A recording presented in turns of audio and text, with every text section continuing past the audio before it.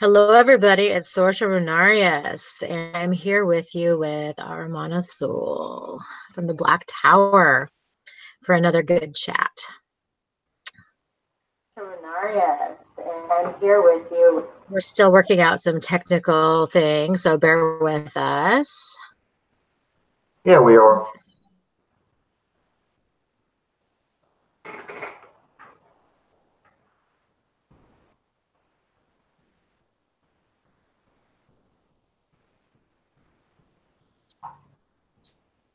So let me refresh my YouTube channel.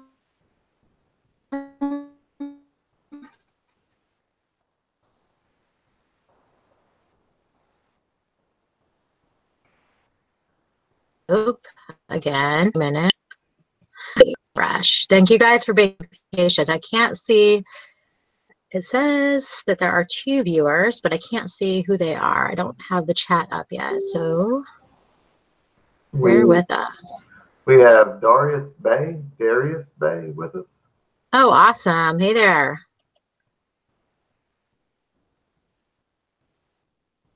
For some reason, so let me click on our and then mute it so I don't out of sync.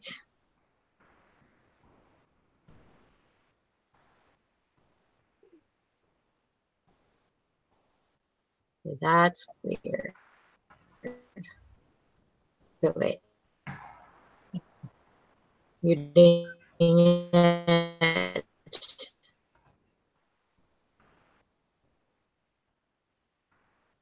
Thank you guys, as you can tell, learning the fine art of the live stream.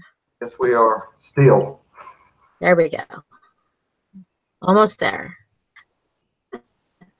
You know, last night it took us, almost an hour to figure this shit out. That was crazy. I fucking hate technology. But we got it figured out, man. I fucking hate it. I know. So, but probably the technology allows us to broadcast ourselves. The other people. I'm going to tell you something about a funny story about technology and my nephew. So I have a nephew who's 16 years old, taller and bigger than I am. And when he was younger, he had torn in my backside. He had a Playboy or a Playboy. Oh yes, good Lord, yes, he had a Playboy, a Game Boy, and anytime I would act stupid or messed up, he'd lick it. Well, this is one of those moments where I think I need my nephew. Dear God, I wonder if he knows about Playboy. Aw. He is a little boy. I imagine he might.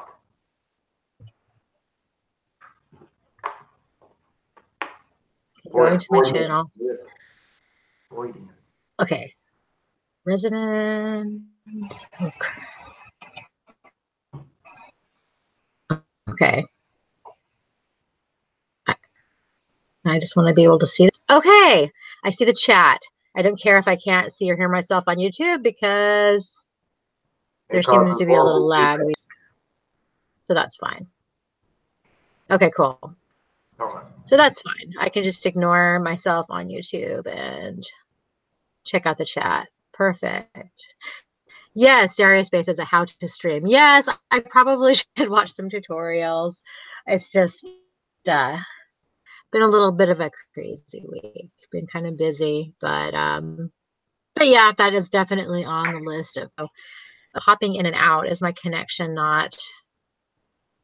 Can you guys see me, hear me okay? I can hear you just fine. Okay. The video is wonky, but it was last night. But the playback today was actually in time. So that was weird. Oh, okay. Yeah, that's funny how that works, I guess. Huh.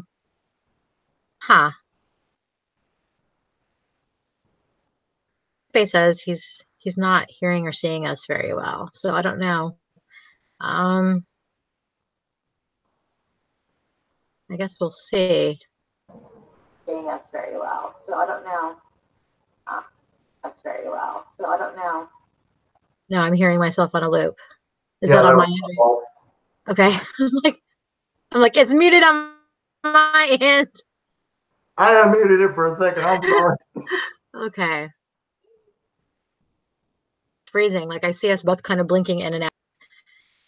Yeah. Huh. Okay. Well, we can just start and, see what happens. And if it's, too choppy on playback, we could always kill it and do another video another time, but we'll see how it goes. We'll give it a shot. As long as we can be heard Did I clearly. lose you there? Okay, there you are. Yeah, that works. Okay. So resonance of currents and change. That,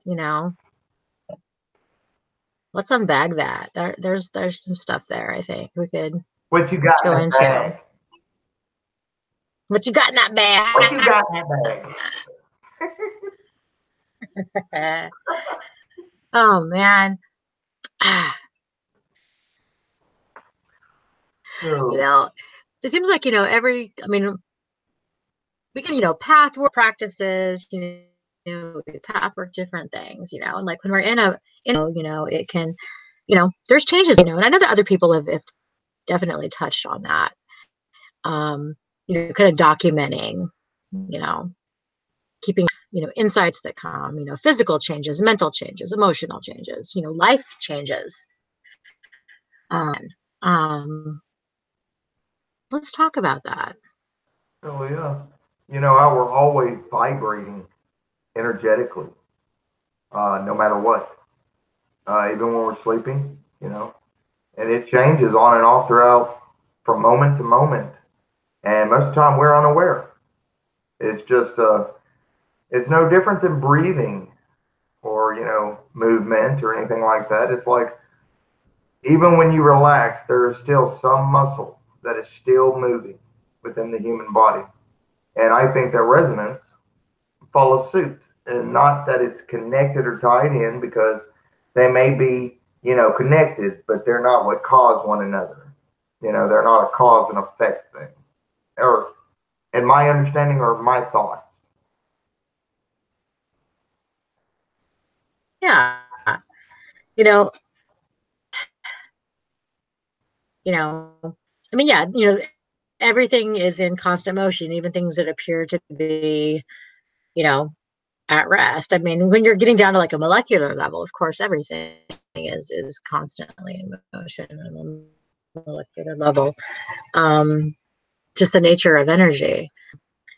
When it comes to working, different currents and with different entities, I find different things happening, in my life. But I work more with demonic entities, the old gods, whatever they are. I'm still kind of working that out for myself. I find myself like I work with, several entities, on a fairly regular basis, and yeah, I expend out, but a lot of us, we have like ones that we work with more regularly. But I find myself a lot lately working more with like the essence of a system, the essence of a current, the rest sometimes rather than, individually manifested beings, if that makes sense. Yeah.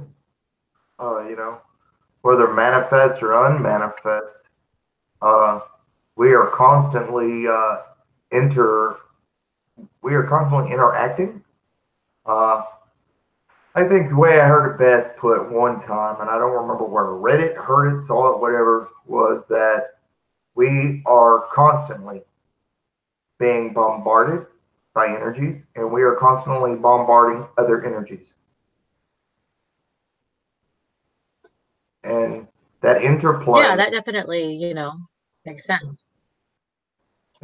That interplay uh, Well, also creates changes in vibration and in resonance, which is the subject of this live feed or live feed, live stream, whatever. It's a word. I like words, but sorry, but the thing is that when we consciously choose, uh, whether it's through vibrating and intoning certain names or words of power, or mantras or ends or steyotas or any of these things, what happens is that we get what do you call it? Uh, we get a change, a shift in our consciousness and in our very being.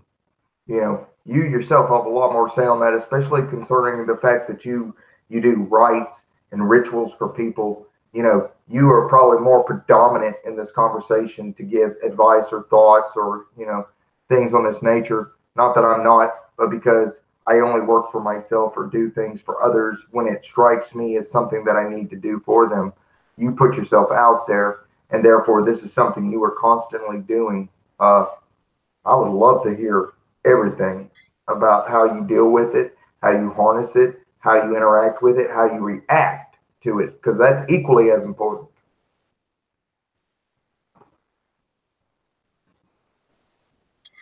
I find, for myself, like, you know, no matter what kind of a mood I'm in, like a lot of people feel like they need to be in a certain kind of mood to do magic. And for me, that doesn't necessarily, I mean, it does and it doesn't. I mean, ideally, yeah, you want to be like, refreshed and ready and well rested. And, these are all good things for, helping your, you know, good self care and being ready for ritual, preparing yourself. But I find that best results I've gotten were when I was in, like, there was chaos around me, or I was in a really pissy mood or something, because your mood is such a mutable thing, but yet the core of magic is such like a deep part of who you are, and it goes beyond the emotion. So you know myself, in the mood for magic. I mean, sometimes you get up and you're tired, you got rituals to do, um but that's okay, because it's not just about like what you're physically dealing with. We are infinitely powerful creatures, so we have infinite energy at our disposal, because that's at a core resonance. And tapping into that, and so getting in touch with your core, and that's through, for me, I mean, I do a lot of singing. I'm always humming, singing in the shower, in the car, whatever. I do a lot of singing, a lot of in ritual, and a lot of kind of like speaking in spirit languages in ritual, sometimes very quietly under my breath, some out loud, sometimes it's very loud. That's why my ritual go away from everything, so I can just kind of be in my zone and not worry about who's overhearing me. I feel like resonance can shift everything. It can make all the difference. It can just align you to what you need to do. Like mantras, whether it's ends, whether it's key, Inoki keys, whatever. I mean, talking about that, kind of carries, conversation. Yeah, I've been kind of just, buzzing for days with this energy, because I've had a couple of rides back to back that, involved a lot of resonance and singing. And had that, I think, is important. So being able to ride that wave and push it out there and use it effectively, is a good thing. You How are know, some ways that like you use resonance, I guess, in your practice? I first off thank you for asking, because I mean that's secrets. Uh, well, not necessarily secrets, but methods which practitioners employ. They're all different, every single one of them. But I love hearing how people do it. So I'm going to share mine because you asked. Uh, okay, so let's say I'm sitting in my chair or even in front of an altar or whatever, and I'm either thinking about something that I need took care of or done.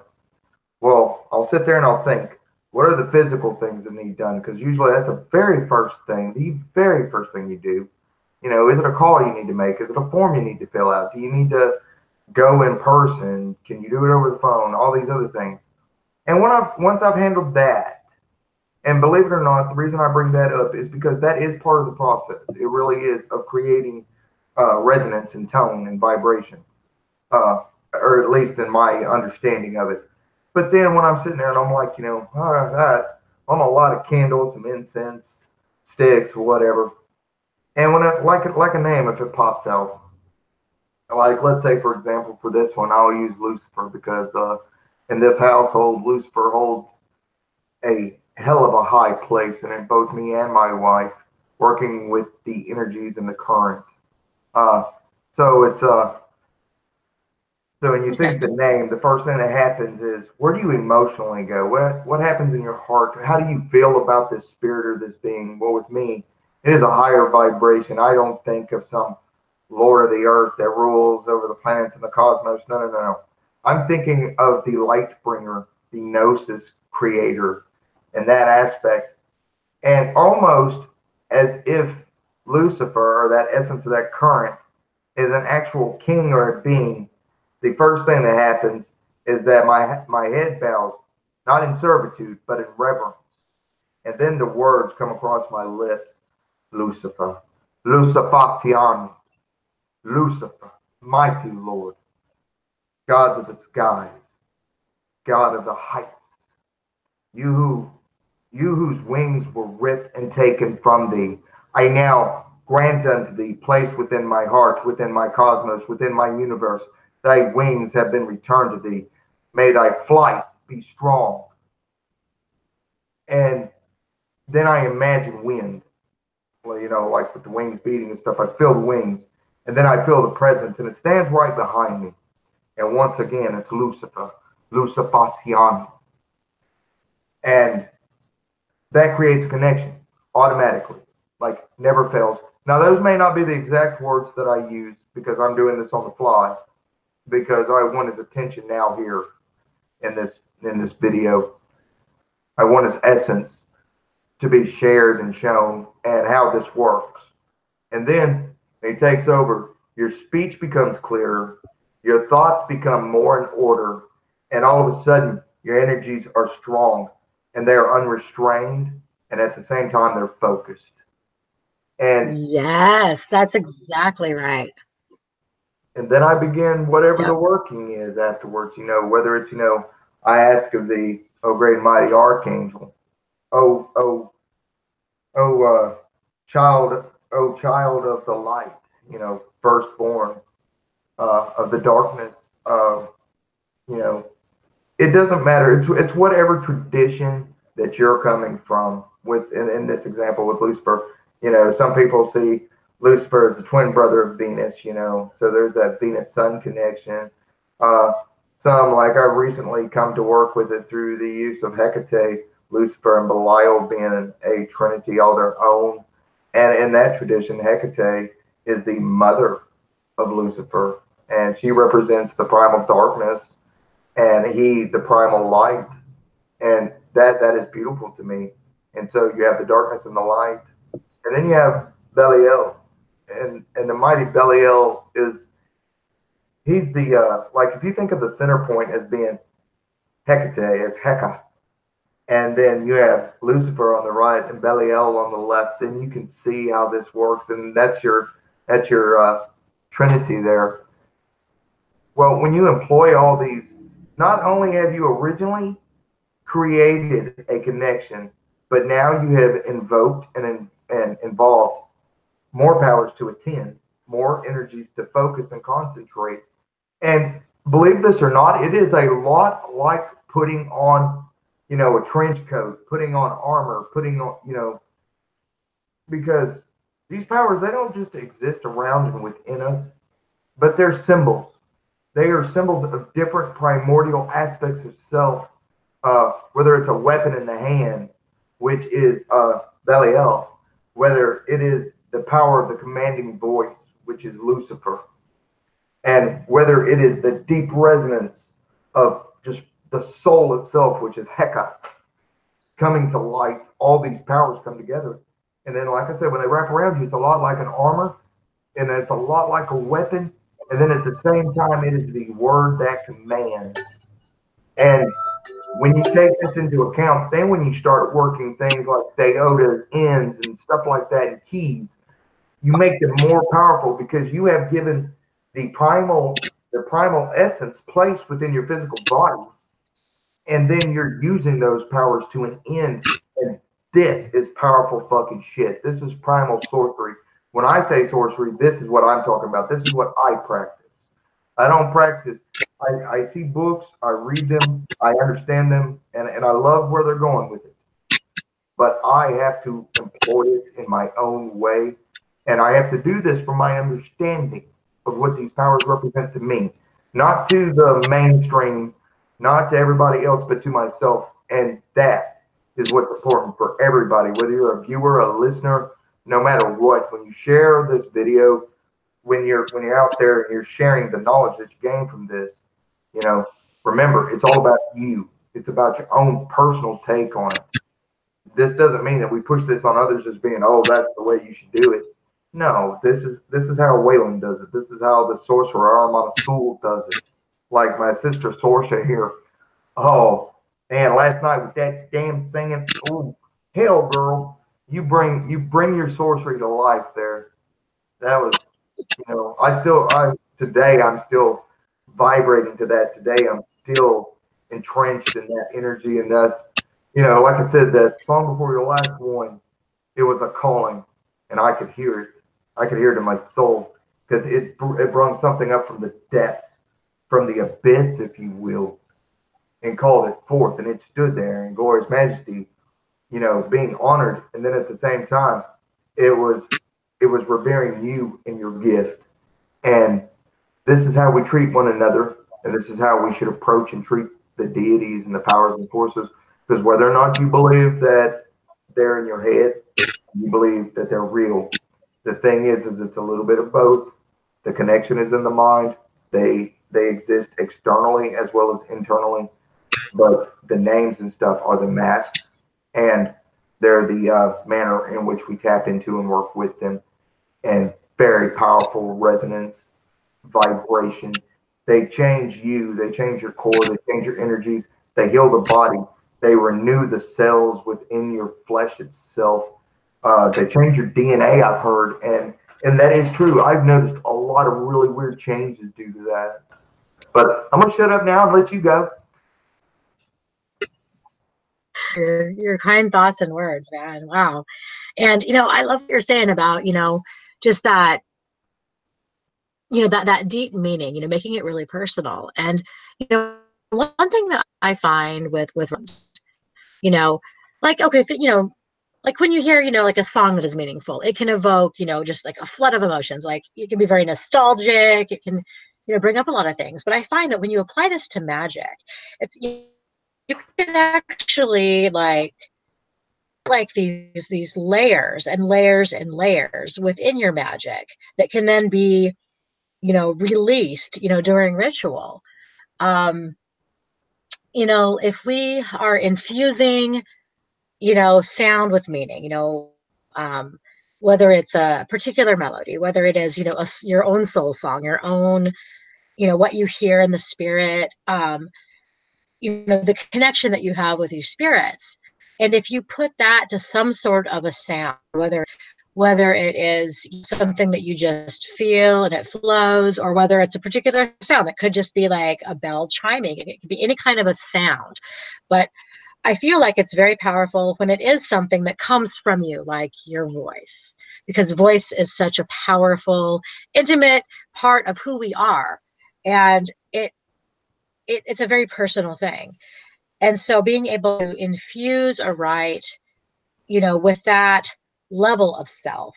So it's kind of like it can save you time in ritual. It can add a lot of power to ritual.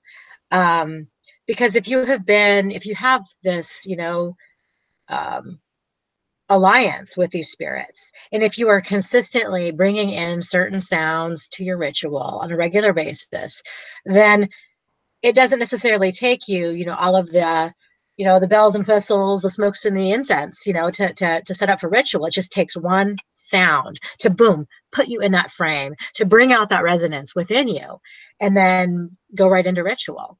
Um, An example would be, this morning doing a demonic rite, the one that I do, where I align people with, the forces of the Guiche, 72 spirits. Um, because consistently, I evoke each one, but I intone each name, and it almost becomes like a song of demonic names, chanted over and over again. I just go through and I keep repeating their name, all of these names. And, the energy builds, but, I've done this. I've done this.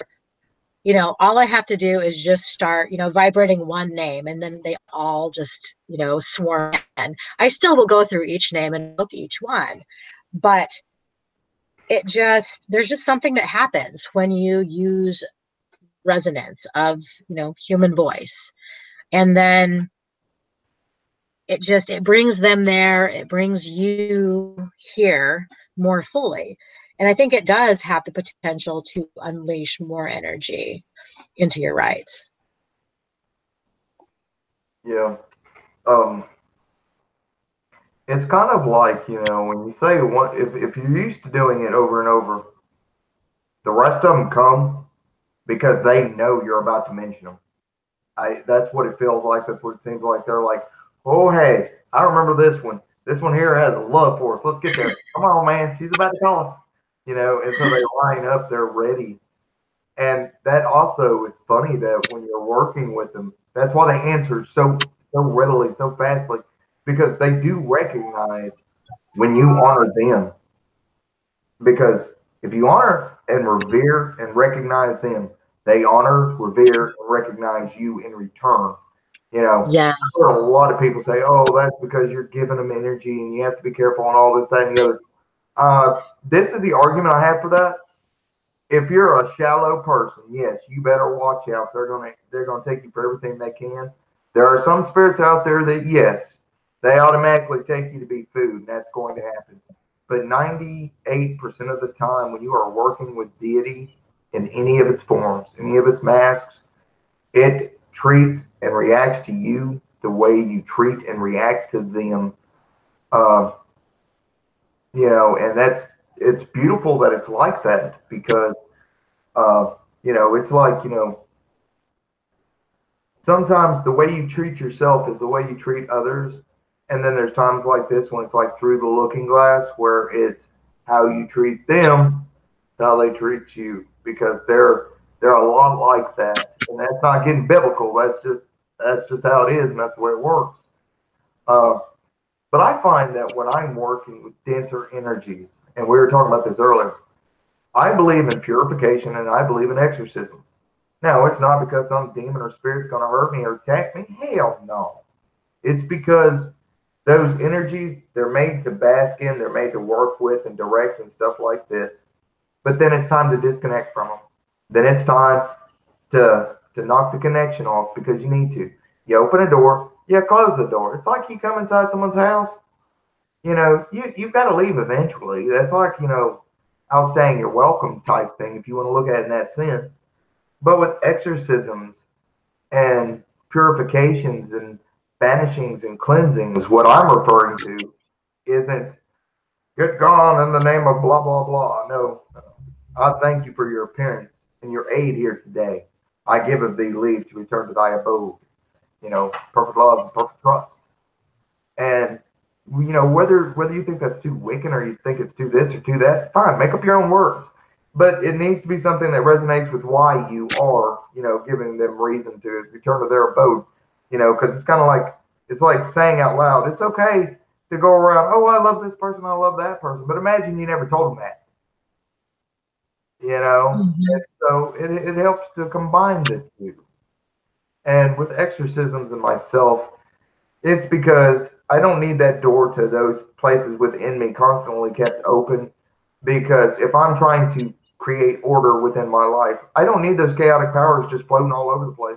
A lot of the people who are like, oh, that's dangerous and blah, blah, blah, it's because they don't know how to shut it off. They don't know how to close the door.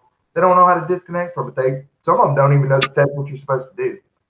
There's a lot of people into this new Klapothic movement. I'm sitting there going, oh boy, that's the realm of the shells, man. that's the cast off and the refused. Yeah, these spirits dwell there, but you got to if you don't understand that before you start working, it can get scary and hairy and bad stuff can happen. It's not supposed to be, I enter with fear in my heart. No, hell no. It's that I'm a pure heart and valiant soul that I do undertake these rites or these workings.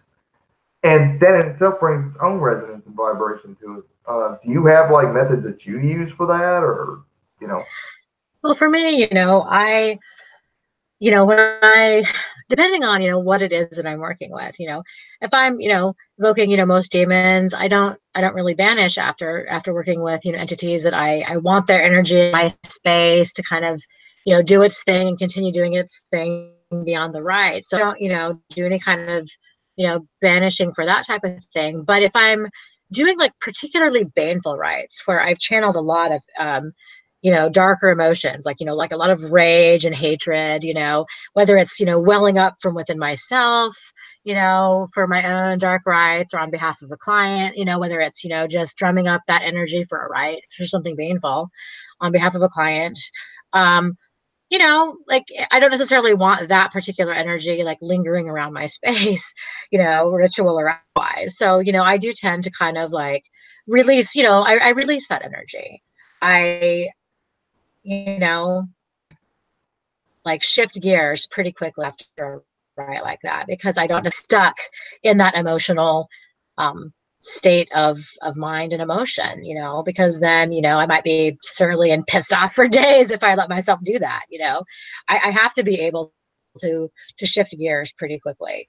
When doing, different kind of magical rites, even in the same day. Being able to like understand like what kind of energies can be beneficial to linger around versus what you might want to just send on its way respectfully.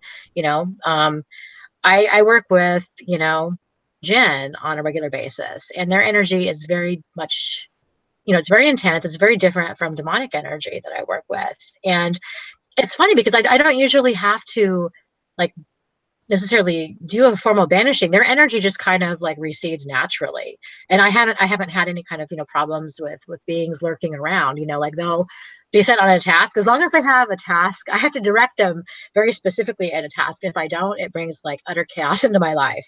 And it usually will take a destructive form. So I have to be able to direct it at something when working with jinn, particularly. Specifically, Book of Fire,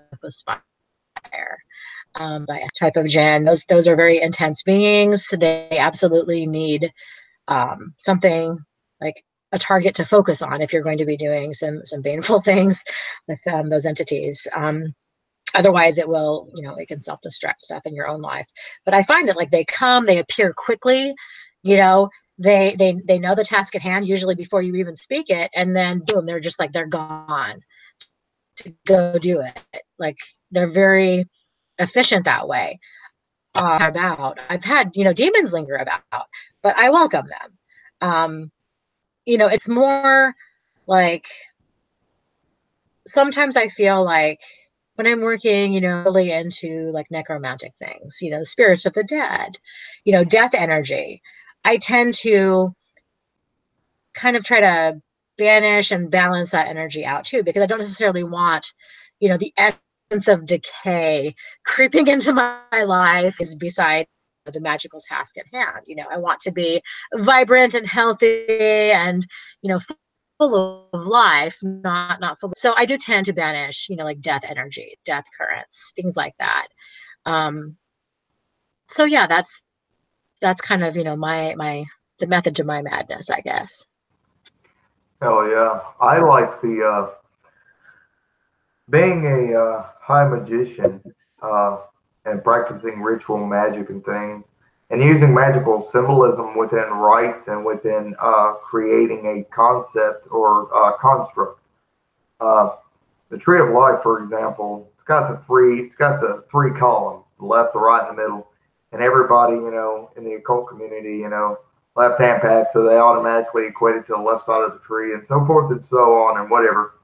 And it's not about that, but the concept that I use is when I tap into the death current, and I am absolutely at one with that, like nobody's business. But I in myself am truly all about life and about that which grows. And it's funny that ever since I've changed my concept in my mind and in myself of what death means, death to me doesn't mean an ending. Death to me just means transformation from one form into another, into another, into another, until it's constant. And Yeah. for that reason, I hardly ever suffer negative consequences from tapping into the death current because it begins with where what do you equate it to? Where do you take it? When you're tapping into these things. At the same hand, when like we were talking earlier, with like denser energies of like demonic versus angelic and all this other stuff. Well, I bounce all over the spectrum of colors, and I just do whatever. But the thing is it's like Uncle Birch when he was talking about in one of his videos when he was talking about, whatever you banish, you need to invoke its opposite, because, nature does bore a vacuum. There's no such thing as an empty space. You have to fill it with something, uh, so forth and so on. So what I do is like, for example, let's say I'm working with a denser energy. And let's say that I'm just going to use Belial for example because I freaking love that deity, that entity, that spirit, that mask, that whatever. Uh, when I'm working with like I said, with Belial for example, and to me he's the Lord of the Earth and the Flame, and I'm using his energies, and I'm asking him, hey, this great injustice was done. This needs to be righted. Would you mind lending your might and your strength to this? And he either does or he doesn't. It just depends on if it's something I need to be going through, in which case it doesn't happen. And I understand that. You know, I'm not trying to command my best friend to do something. Fuck that. I'm just asking my brother, if he can help me with something. And because he is deity, it's not necessarily that they're all knowing, but they see further down the road than we do. And the way that you can understand this is you have to think it's the difference between walking on legs and flying upon wings. That which can see above and over sees further and sees the obstacles and things. And some of those are things that we need to undertake. And so when I'm working with deity or spirits, like we're saying in any form, I keep this in mind that it's not necessarily that they know better than I do, but it's that they can see things that I don't. And so I rely on that and I trust that. I don't put it all in their hands though. I do trust in my own inclination, my own intuition, whatever you want to say.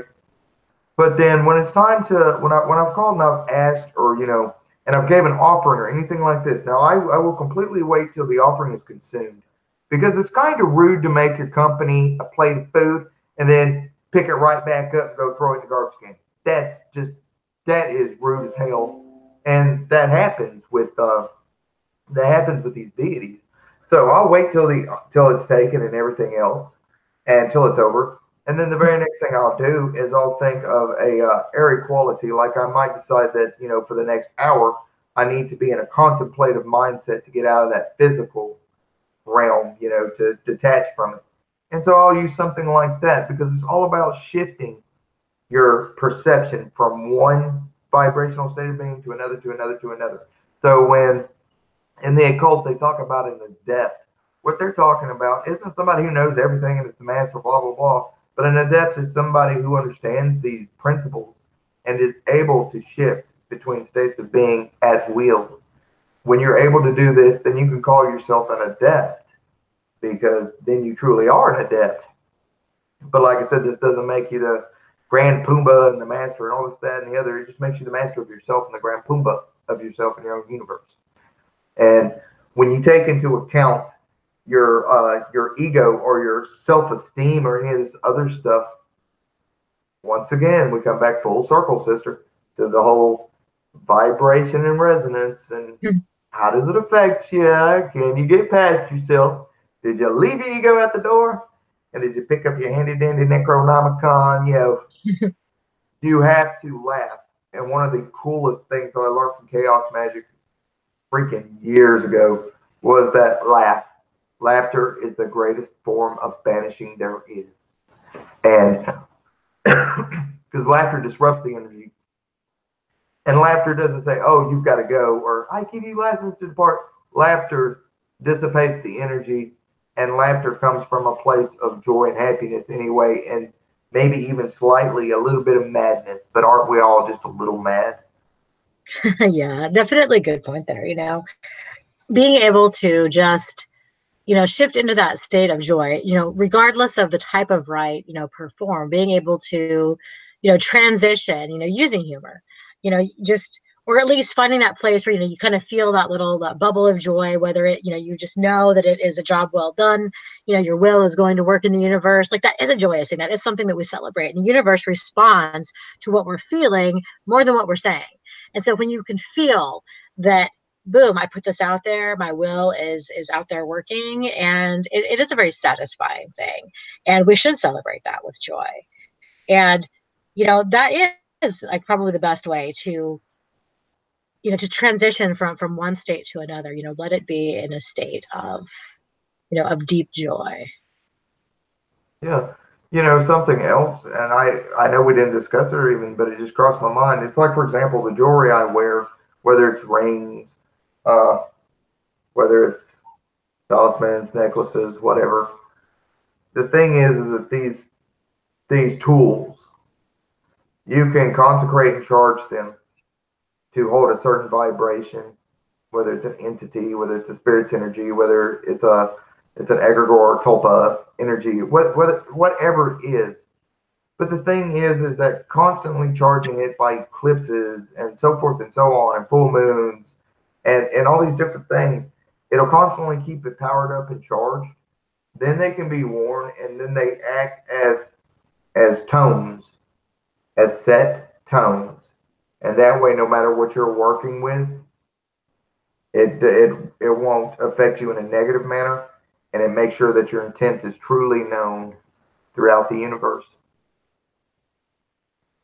Yeah, no, that's a really, really good point, actually. With ritual jewelry, like, I used to wear a lot of different jewelry, different seasons of life, but right now, like with, I'm very active, doing things. So I don't wear a lot of rings on my hands, but I love rings. Um, but the piece of jewelry that I always wear is the Triangle of Eternal Evocation, designed by SPK, and it's also the house sigil for From the Ashes Publishing. And this is a very meaningful piece for me. It represents so many things, like my entire journey as a, magician, was largely, made while having this. And I found this symbol is out there all over the place, in the occult community. And for me, it's like I can tap into this symbol. Yes, it is a potent gateway. Yes, it is an amazing tool for, enhancing your evocations. Like it absolutely does that. But for me, this represents, the brotherhood itself, the house itself, From the Ashes Publishing. I can feel this, and I can feel my brethren at the house. I can feel, and not just, with the house, but what the house, stands for.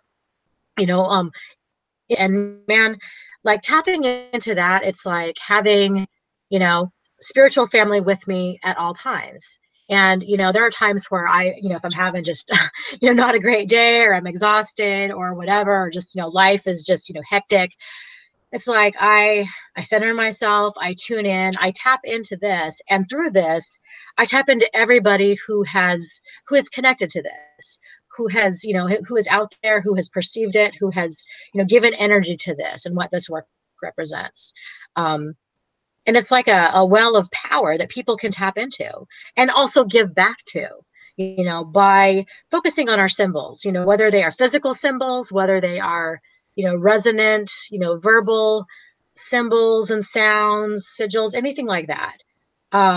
They can be like a source of comfort, of strength, of unity, of brotherhood. And like I think that there is a lot more that people can utilize when considering like the deep meaning within things like that. Yeah, it's what I refer to as a fetish link. For example, you take my key, a symbol that I put out there. Forever and a day, it was private and it was secret. And the thing about it is that it is a very powerful tool in the hands of somebody who knows how to use it and apply it in their own world. And so I brought it out because I wanted to share it. Now, the thing about this is that even if you don't own a necklace of it or anything like that, just draw it. The link is automatically made. And, when you and I, we've sat and we've talked about the community at large, and we talk about the brotherhood, sisterhood, we talk about the connections and things. No matter what the symbol is, it can be symbol-less. The fetish link is there. It's real. It's powerful. And, and once again, like when I'm sitting there and like, calling on Lucifer, I don't bow my head in servitude, bow my head in honor and reverence. And I do that with all of you whom I call brother and sister, because that in itself is a very powerful tool as well. And once again, it comes right back down to resonance. Where do you come from? What are you resonating at? What frequency, what vibration? And the thing is that the more you do it, the stronger it becomes, and the stronger it becomes, the more capable you become, and the more capable you become, the stronger we all become. Exactly. You raise yourself and then those around you, whether they are in direct contact with you or not. As you evolve, so too does, parts of humanity with you. That's why I think that, but by walking your authentic path, by resonating authentically, whatever that is for each person, it's almost like it gives other people permission to do the same. Not that they need permission. We're all, we all have free will, but there's just something very freeing about being around people who are free and who are in touch with their core, and who put it out there, and who resonate that. It's like it unlocks that resonance, so then they can resonate more fully and know that they are, there are other people out there, in their own resonance. And I think it's a beautiful thing. I think it is too. But then again, I love all things magic.